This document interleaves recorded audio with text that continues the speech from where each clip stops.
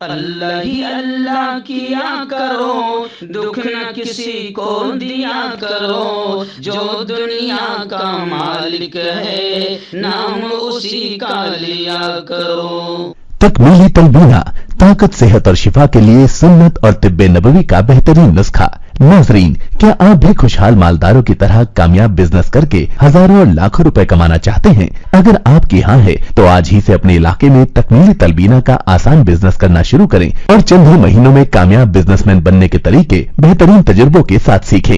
Businessman बनने का ये मौका कहीं आपके भी हाथ से चला न जाए, इसलिए अभी हमसे राब्ता करें 9890963757। Takmili food products private limited, Malegaon, India. अस्सलामु अलैकुम वरहमतुल्लाहि वबरकातुहू। नाज़रीन, इस्तक़बाल है, स्वागत है आपका viral news live studio Jalgaon, Maharashtra, India में। मैं आपका मेज़बान मुफ्ती मोहम्मद हारून नदवी। आइए प्यारे मुल्क भारत की बहुत ही ख़ास बड़ी 10 अहम ख़बरों पर नज़र डालते हैं। लेकिन सबसे पहले मैं अपील करूंगा कि जो साथी नए हैं और अभी तक इस बेबाक सच्चे चैनल से जुड़े नहीं हैं, अगर आप चाहते हो कि आपको मुल्क भारत की और पूरी दुनिया की सही और सच्ची खबरें देखने और सुनने को मिलें, तो फिर आप इस चैनल से जुड़ जाइए। सब्सक्राइब कर लीजिए हमारे इस चैनल को, बेल आइकॉन घंटी के बटन को भी दबा दीजिए ताकि हमारी हर वीडियो, हर खबर आपको आपके मोबाइल पर मिल सके। और हाँ नाज़रीन, हम हर रोज़ एक अपील करते हैं कि प्लीज़ ये एक प्राइवेट चैनल है, चैनल चलाने के लिए पूरी एक टीम काम करती है, बड़ा रुपया पैसा खर्च होता है। अगर आप चाहते हो कि ऐसे चैनल जो जुल्म और जालिमों के खिलाफ बेबाक अंदाज में बोल रहे हैं, अगर आप चाहते हो कि ऐसे चैनल मजबूत हों, तो प्लीज़ आप चैनल की फाइनेंशियल हेल्प, माली ताउन, माली मदद ज़रूर कीजिए। स्क्रीन पर आप नज़र डालें, हमारे चैनल का बैंक अकाउंट नंबर भी दिया गया है। और अगर आप ऑनलाइन पैसा भेजकर मदद करना चाहते हैं तो गूगल पे, फ़ोन पे और पेटीएम तीनों का एक ही नंबर है 9637541786।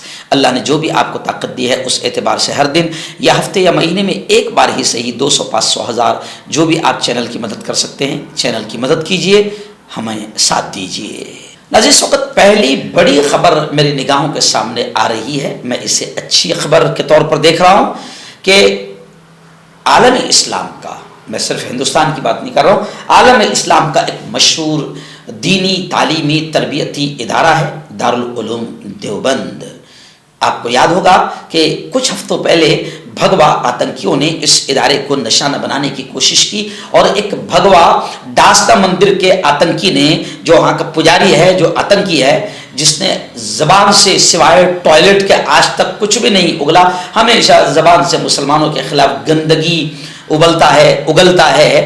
जी हाँ, उसने कहा था कि दारुल उलूम देवबंद पर बुलडोज़र चलाया जाए। उस वक़्त मैंने कहा था कि इस जहरीले सांप को, इस जाहिल को, गवार को ये नहीं मालूम है कि ये वो मदरसा है जिस मदरसे ने और यहाँ के पढ़ने वाले उलमा ने स्वतंत्र सेनानियों का किरदार अदा किया और मुल्क को आज़ादी दिलाने में अंग्रेज़ों से ज़बरदस्त पहली लाइन में खड़े रहकर मुकाबला किया।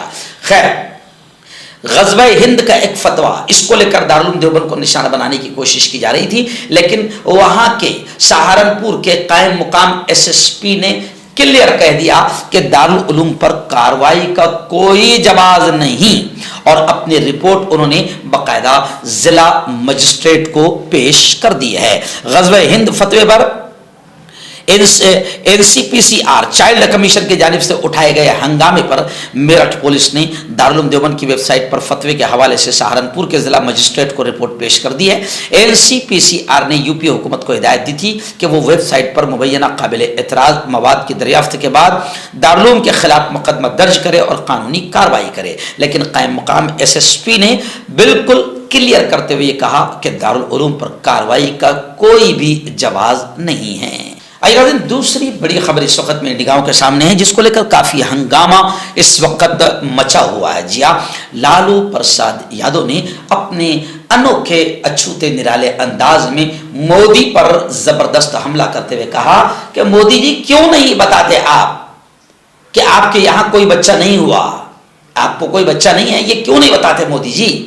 लालू के इस बयान पर विवाद खड़ा हो गया और अब अमित शाह समेत बीजेपी के लीडरान ने अपनी बायो में मोदी का खानदान लिखा। जी हाँ, आप ट्विटर पर जाइए, सोशल मीडिया पर जाइए, उनके अकाउंट्स पर जाइए तो नितिन गडकरी के अकाउंट पर भी लिखा नजर आ रहा है मोदी का परिवार। ऐसे ही जेपी नड्डा के उस पर भी लिखा आ रहा है कि मोदी का परिवार, और अमित शाह ने भी लिखा है अपने बायो में कि मोदी का परिवार। यानी ये अपने आप को बता रहे कि ठीक है ना, मोदी के यहाँ कोई बच्चा पैदा नहीं हुआ, लेकिन हम सब मोदी के बच्चे हैं। इन्होंने अपने आप के बायो में मोदी का खानदान लिखा है। आपको मालूम होगा कि अपोजिशन पार्टियों की एक बड़ी जबरदस्त जन विश्वास रैली बड़ी कामयाब रही, जिसमें बीजेपी के होश उड़ गए और नीतीश कुमार पलटू राम के भी होश उड़ गए।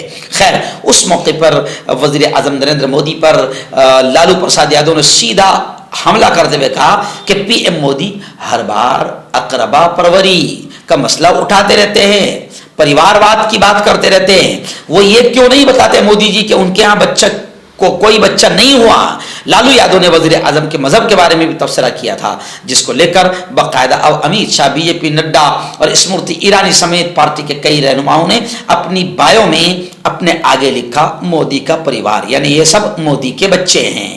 नाज़रीन, दिल्ली से बड़ी खबर आ रही है कि आम आदमी पार्टी को एक जबरदस्त 440 वोल्ट का बड़ा झटका लगा है, क्योंकि सुप्रीम कोर्ट ने आम आदमी पार्टी को 15 जून तक अपना दफ्तर, अपना ऑफिस खाली करने का हुक्म सुप्रीम कोर्ट ने दे दिया है। ताहम अदालत ने इंतखाबात के पेश नजर 15 जून तक तौसी दे दी, तारीख बढ़ा दी। दरअसल आम आदमी पार्टी के खिलाफ शिकायत की गई थी कि उनका दफ्तर राउस एवेन्यू कोर्ट को अलाट की गई जमीन पर बनाया गया है।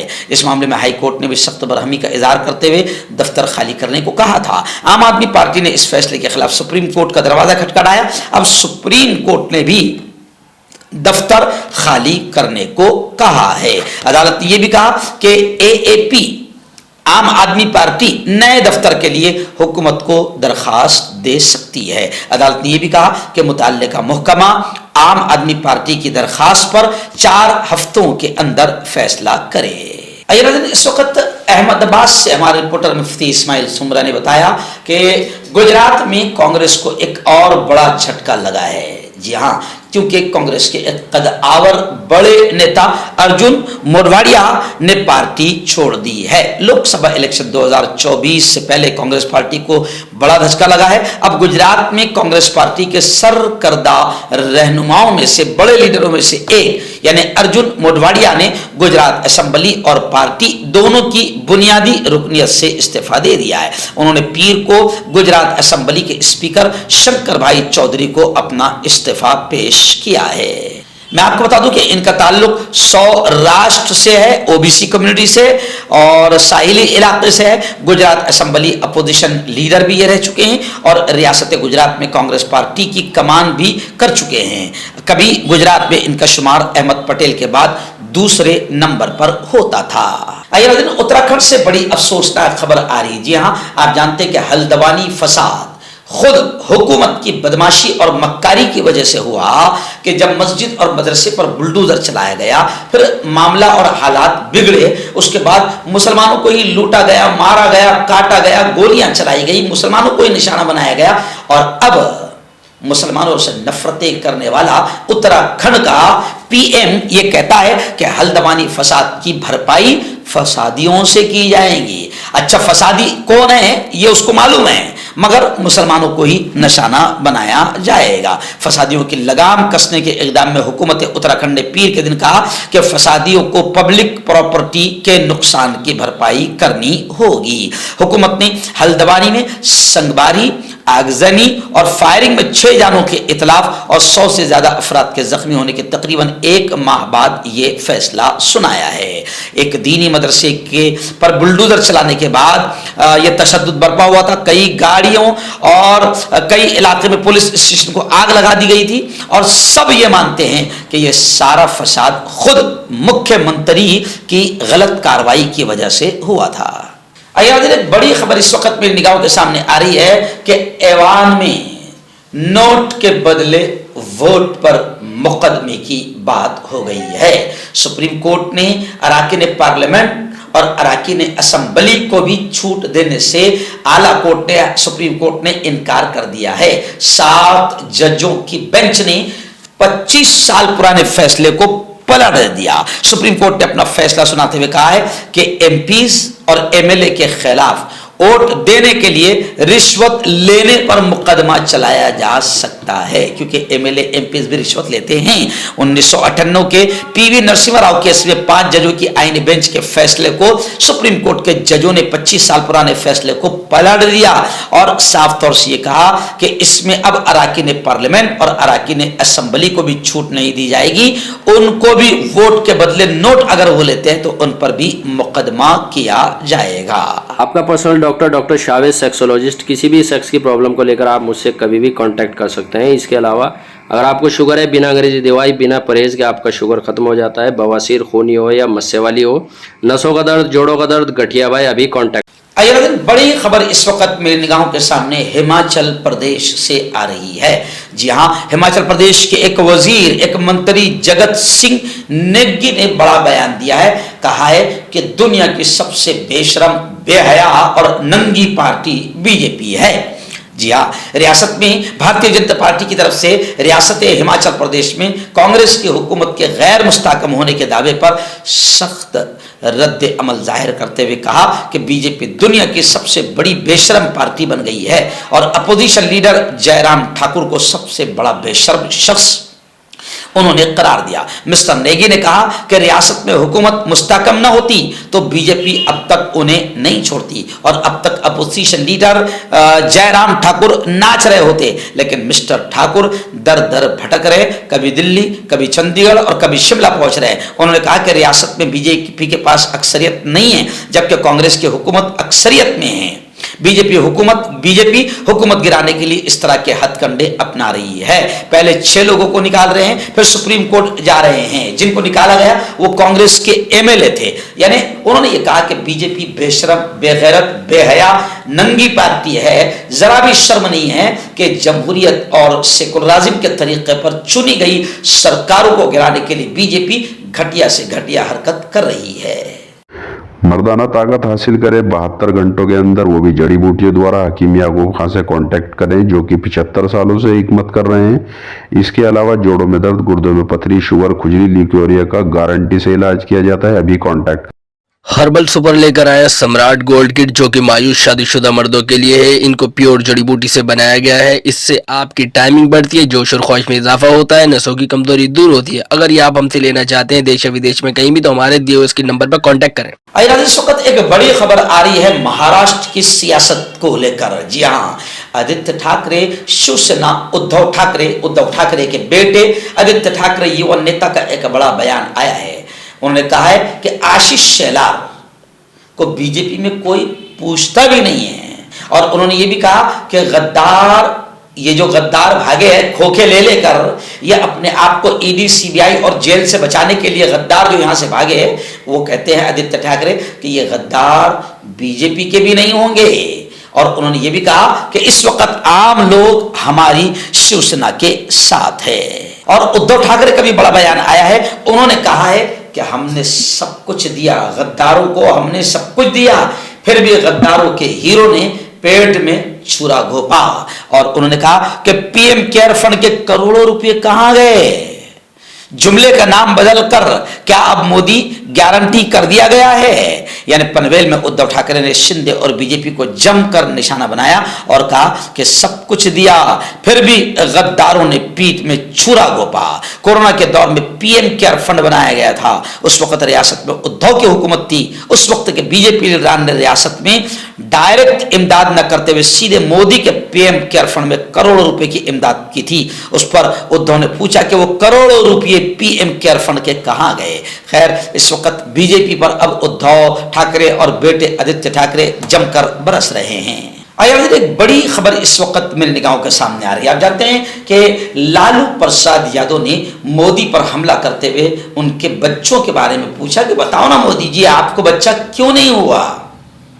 खैर, अब मोदी के बच्चे कौन कौन हैं? तो अब ट्विटर पर अमित शाह से लेकर बीजेपी के बड़े बड़े लीडरों ने अपने बायो में आगे लिख दिया मोदी का परिवार। तो अब कांग्रेस के डॉक्टर सैयद ज़ीशान अहमद साहब मुंबई और कई अपोजिशन पार्टियों के लीडरान कह रहे हैं कि मोदी का परिवार कौन कौन है, अडानी, अंबानी और गोदी मीडिया, ये असल मोदी का परिवार है, क्योंकि मोदी जी और बीजेपी इन्हीं के लिए मुल्क में काम कर रही है। अडानी और अंबानी के लिए मोदी जी काम कर रहे हैं और गोदी मीडिया के लिए काम कर रहे हैं। तो इन्होंने कहा कि अडानी अंबानी जैसे बड़े बड़े बिजनेसमैन और गोदी मीडिया ये मोदी का असल परिवार है, इस परिवार में गरीबों के लिए कोई जगह नहीं है।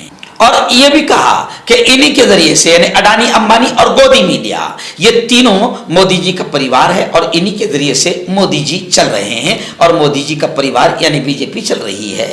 आखिरी बड़ी खबर इस वक्त में निगाहों के सामने आ रही है किसानों के आंदोलन को लेकर। आप जानते हैं कि 1 साल खामोश रहने के बाद किसान एक बार फिर मोर्चा खोल चुके हैं और वो दिल्ली की तरफ रवाना हो रहे हैं। हालांकि जालिम कातिल हिटलर हुकूमत, तानाशाह हुकूमत उन पर लाठियां, डंडे, आंसू गैस और गोलियां बरसा रही, लेकिन किसान रुकने का नाम नहीं ले रहे, क्योंकि मोदी ने जो उनके साथ गद्दारी की है, बीजेपी ने जो उनके साथ गद्दारी की है, किसान अब गुस्साए नजर आ रहे हैं। किसानों के गुस्से को देखकर कांग्रेस के अध्यक्ष, राष्ट्रीय अध्यक्ष मल्लिकार्जुन खड़गे ने भी कहा है कि हुकूमत किसानों के दुश्मन है, इसलिए किसान अब गुस्साए हुए हैं। उन्होंने कहा कि मोदी सरकार गेहूं, चावल, चीनी, प्याज, दालों वगैरह की बरामद पर पाबंदी लगा देती है। उन्होंने कहा कि बीजेपी ने अपनी मुद्दतकारी में ऐसा ही किया है, जिसका नतीजा ये निकला है कि किसानों को बहुत नुकसान पहुंचा है।